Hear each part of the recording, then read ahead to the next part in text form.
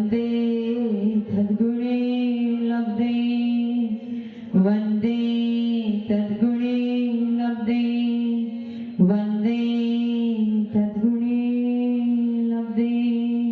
जोड़वंश परमेश्वर भगवान की, देवादी देवादिनाथ भगवान की, अंतिम शासनपति महावीर स्वामी भगवान की, परम पूज्य गुरुदेव श्री आदि सागर महावीर की विमल सागर सन्मति सागर जी महाराज की, परम पूज्य गुरुदेव श्री सुंदर सागर जी महाराज की, द्वादशाम जन्माणी माता की, बोलिए समस्त आचार्य संघ की।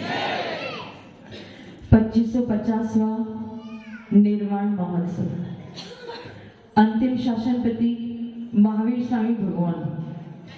आज ही का वो दिन था जिस दिन महावीर स्वामी भगवान का परम औदारिक शरीर चित्रा पृथ्वी से 5000 धनुष ऊपर विराजमान था। धन्य तेरस के दिन उन्होंने समोशरण का त्याग कर दिया था। सारी पुण्य का त्याग करके योग निरोध को धारण किया था। अपने मन, वचन और काय को रोकना प्रारंभ कर दिया था और कार्तिक कृष्ण चतुर्दशी के अपर रात्रि में अथवा अमावस के दिन सूर्योदय से पूर्व ब्रह्म मुहूर्त में सारे श्रावक गण, सारे देवी देवताएं इंतजार कर रहे थे। इस प्रतीक्षा में नजर टिकाए हुए बैठे थे कि बस अभी मोक्ष होगा, बस अभी मोक्ष होगा। उस परम औदारिक शरीर को निहारे जा रहे थे, देखते जा रहे थे। साक्षात भगवान के समीप में बैठे बैठे इस घड़ी का इंतजार कर रहे थे कब वो समय आएगा और महावीर स्वामी भगवान अपने अंतिम लक्ष्य निर्वाण को प्राप्त करेंगे। सौभाग्यशाली थे वो जीव, पुण्यशाली थे वो जीव जो साक्षात भगवान के सामने नजर टिकाए बैठे थे, जिन्होंने साक्षात देखा वो घड़ी आई, वो समय आया, परम औदारिक शरीर कपूर की भांति उड़ गया और महावीर स्वामी भगवान की आत्मा सिद्ध शिला पर जाके विराजमान हो गए। केवल विचार करना उस समय उस प्रांगण में कितना हाहाकार हुआ होगा जब 12 साल के बाद बाहुबली भगवान का मस्तकाभिषेक होता है और जब वो मस्तकाभिषेक प्रारंभ होता है, जब बाहुबली भगवान पे वो 57 फीट ऊंची प्रतिमा पर जब प्रथम कलश का जल ढुराया जाता है, तब हर व्यक्ति जो वहां पे मौजूद होता है, हर साधु संत जो वहां पे मौजूद होता है, उसके मन में एक अलग ही प्रकार के भाव उत्पन्न होते हैं, एक अलग ही प्रकार की विशुद्धि उत्पन्न होती है। जब एक पुद्गल प्रतिमा पर प्रथम अभिषेक होता है, तब जीवों के भाव इतने उत्कृष्ट होते हैं। तो केवल और केवल इस बात का विचार करना, जो साक्षात महावीर स्वामी भगवान को देख रहे थे और उस घड़ी का इंतजार कर रहे थे, और इंतजार करते करते जब वो घड़ी समाप्त हुई, इंतजार समाप्त हुआ और महावीर स्वामी भगवान का परम औदारिक शरीर कपूर की भांति उड़ गया और जीव पलायन कर गया और सिद्ध शिला पर जाके विराजमान हो गया। जिन्होंने साक्षात उस दृश्य को देखा होगा, इससे बड़ा दृश्य, इससे बड़ा सौभाग्य, इससे बड़ा पुण्य और कोई भी नहीं हो सकता। श्रावकों के मन में खुशी भी होगी कि उन्होंने इस सौभाग्य को प्राप्त किया, लेकिन एक तरफ मन में ये दुख भी हो गया कि ये अंतिम शासनपति है। इस काल में अंतिम वो तीर्थंकर थे जिन्होंने तीर्थ का प्रवर्तन किया था, जिन्होंने ये दायित्व उठाया था कि मैं जीवों का कल्याण करूंगा, मैं सम्यक दर्शन, सम्यक ज्ञान, सम्यक चरित्र का उपदेश दूंगा। जिन जीवों को अपनी आत्मा का कल्याण करना है, उनके लिए मैं उपदेश दूंगा, मोक्ष मार्ग का उपदेश दूंगा। वो अंतिम तीर्थंकर थे, इसके बाद कोई तीर्थंकर मिलने वाले नहीं। परंतु फिर भी इस पंचम काल में इन श्रावकों का ये सौभाग्य है, पहली बार देख रहे इतने सारे श्रावक आ गए हैं प्रवचन सुनने के लिए, और इसीलिए आए हैं क्योंकि आपके मन में महावीर स्वामी भगवान का निर्वाणोत्सव से कोई मतलब नहीं है। आपके मन में ये है कि दिवाली पर्व है इसको पूरे विश्व विख्यात मनाया जाता है। तो इतना बड़ा पर्व है तो इस दिन तो सजना धजना है ही, और फॉर्मेलिटी के लिए सुबह सुबह मंदिर तो जाना ही पड़ेगा, मंदिर भी जाना पड़ेगा और साधु संतों के दर्शन भी करना पड़ेगा।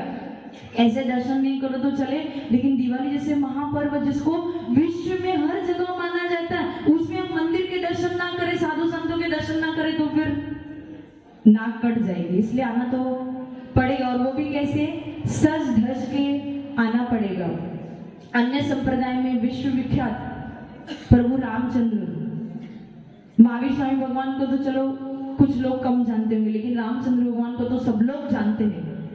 आज का ही वो दिन था जिस दिन, अन्य संप्रदाय ऐसा मानते हैं कि आज का ही वो दिन था जिस दिन रामचंद्र जी का 14 साल का वनवास पूर्ण हुआ था, और इसीलिए वो लोग दीपक जलाते हैं। लेकिन हमारे संप्रदाय के अनुसार आज के दिन वापस नहीं आए थे, परंतु हमारे संप्रदाय के अनुसार 14 गुणस्थान का वनवास महावीर स्वामी भगवान का, देखो दोनों बात में सिमिलरिटी है।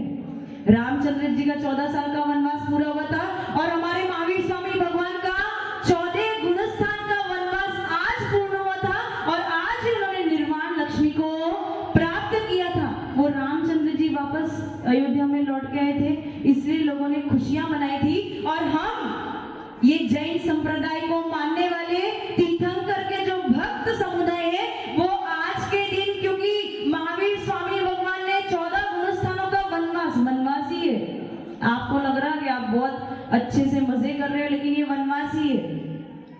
ये जो आप साकल में बंदे बैठे हो ना, ये वनवास ही है। पिंजरे में बंदे हो, कहीं उड़ नहीं सकते, कहीं जा नहीं सकते, कोई स्वतंत्रता आपके पास है नहीं, तो वनवास ही है। और अभी आप वनवास में फंसे हुए हो, लेकिन आज के दिन महावीर स्वामी भगवान ने उन 14 गुणस्थानों का वनवास छोड़ के वो अपने मुक्ति वधु को प्राप्त कर चुके थे। इसीलिए जैन संप्रदाय आज के दिन दिवाली मनाती है। परंतु इस बात का बोध हमें कहाँ है? दीपक जलाना है, क्यों जलाना है? परंपरा से जलाते आ रहे हैं इसलिए जलाना है, लेकिन दीपक इसलिए जलाना है कि जो दीपक की लौ होती है वो हमेशा किस तरफ होती है?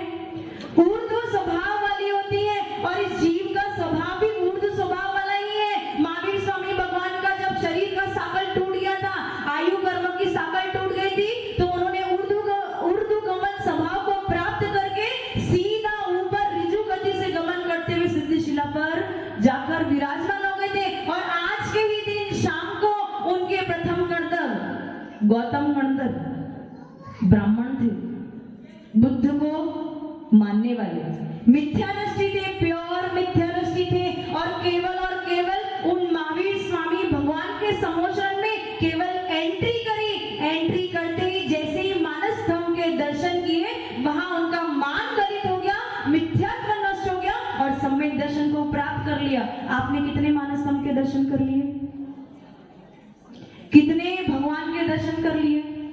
कितने मंदिरों के दर्शन के लिए, कितने साधु संतों के दर्शन के लिए, कितने उपदेश सुन लिए?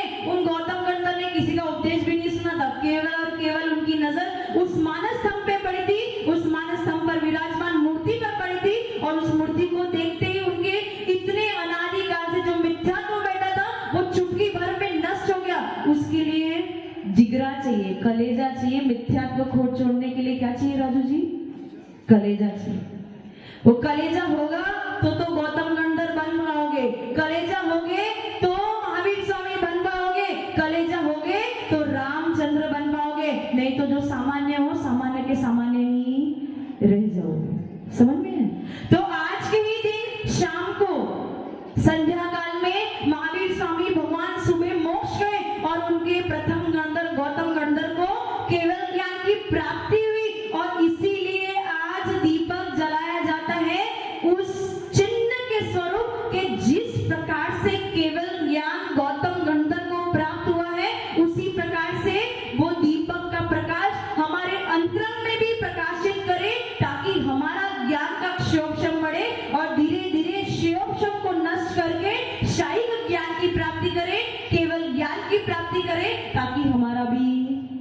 लेकिन हम दीपक क्यों जलाते? सब जलाते, इसलिए दीपक जलाते, लाइटिंग का त्योहार है ये, पर हम पे लाइटिंग की इसलिए जाती है, बस करना है इसलिए करना है। तो ये सारा आपका गधा मजूरी के अंतर्गत आता है। जैसे किसी नौकर को सिखा दो भैया दिवाली के दिन लाइट लगा देना, दीपक जला देना, अच्छे से तैयार हो जाना, अच्छे जेवर जौहरात पहनना और मंदिर जाना, तो बस उसी प्रकार से आप गधा मजदूरी करते हो। लेकिन उसके पीछे का जो टारगेट है, जो गोल है, जो लक्ष्य है, उसका कोई अता पता आपका नहीं है। समझ में आया? इसीलिए इस निर्वाण महोत्सव का, इस दीपावली महापर्व का जो महत्व है उसे समझे और केवल अपने मन में आज पूरे दिन एक बार चिंतन करना, केवल एक बार चिंतन करना कि वो महावीर स्वामी भगवान उस पावापुरी से, मतलब पावापुरी जो स्थान है वहां से 5000 धनुष ऊपर विराजमान थे और हो सकता है मैं भी वहां पे शायद विराजमान हूँ, हो सकता है आप में से भी कोई उधर विराजमान हो सकता है आप वहां पे बैठे हो और उस घड़ी का इंतजार कर रहे हो और आपकी साक्षात आपकी नजरों के सामने ही महावीर स्वामी भगवान का परम औदारिक शरीर कपूर की भांति लुप्त हो जाए और वो आत्मा पलायन करके सिद्ध शिला पर विराजमान हो जाए। यदि आपने मन में एक बार भी इसको चिंतन कर दिया ना, मान लो मेरी बात, जितने पाप कर्म आपको परेशान कर रहे ना, वो चुटकी में निर्जरा को प्राप्त हो जाएगी, क्योंकि इतनी विशुद्धि बढ़ने वाली है। उस दृश्य को केवल कल्पना करने से इतनी विशुद्धि बढ़ने वाली है और उस विशुद्धि के बल पे आपने जो बड़े बड़े पाप कर्म बांधते हैं वो सब निर्जरा को प्राप्त हो जाएंगे। बस कुछ करना नहीं, केवल कल्पना मात्र करना है। अगर कल्पना की तो आपका ये दिवाली पर्व जो है वो सार्थक होगा, नहीं तो हर साल जो कर रहे हो वो तो करते आ ही रहे हो। ओम नमः सिद्धेभ्यो। जय बोलो परम पूज्य गुरुदेव श्री सुंदर सागर जी महाराज की।